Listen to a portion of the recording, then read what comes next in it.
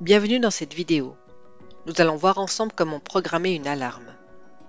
Une fois que vous avez analysé la pluviométrie de vos zones, vous pouvez gérer vos alarmes en commençant par créer des contacts en cliquant ici.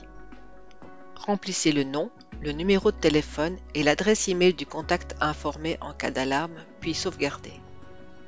Vérifiez que RainAlert peut bien contacter le numéro de téléphone et l'adresse email en cliquant sur ces deux boutons. Une fois que vous avez créé tous vos contacts, vous pouvez passer à la configuration des alarmes. Créez une nouvelle alarme en cliquant ici. Commencez par sélectionner la zone, puis définissez le type. Le volume d'eau tombée sur la zone correspond au total des mètres cubes qui sont tombés les X dernières minutes, heures ou jours. Et pour les prévisions, au total des mètres cubes qui devraient tomber les X dernières minutes, heures ou jours dans les prévisions disponibles. Définissez la durée et l'unité, ici les 60 dernières minutes.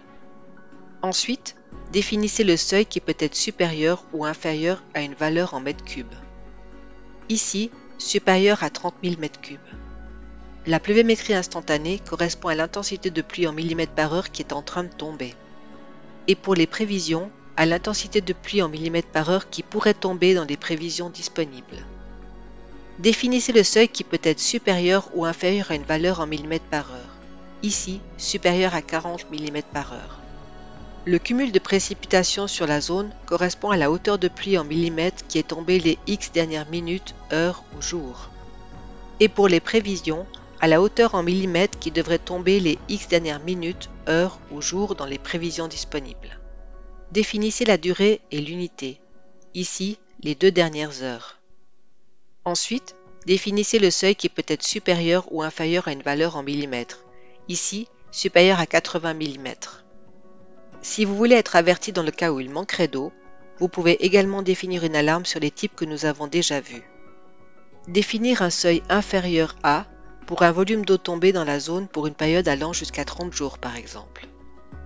Maintenant que nous avons vu les différentes possibilités, sauvegardez l'alarme. Une fois l'alarme créée, vous pouvez ajouter une ou plusieurs personnes de contact. Pour cela, cliquez ici et sélectionnez une personne dans la liste. Définir le canal d'alerte puis sauvegarder. Vous avez la possibilité de désactiver ou réactiver l'alarme.